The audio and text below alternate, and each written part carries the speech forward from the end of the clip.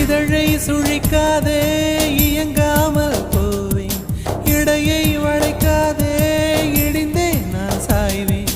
அடியே சிரிக்காதே என்றே உடைவேன், ஐயோ நெளியாதே அழுதே விடுவேன். ஒரு ஊசி முனை வழியே உயிரை நீ வெளியேற்றினாய்.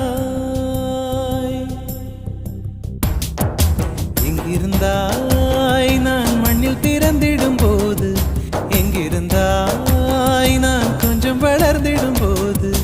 எங்கேயோ பிறந்தாய் அடி எங்கேயோ வளர்ந்தாய், இன்று என் முன்னால் நீயாய் வந்தாய். இதற்கென்ன அர்த்தம்? என் உயிரெல்லாம் சத்தம், அடி எனக்காக நீயும் வந்தாய்.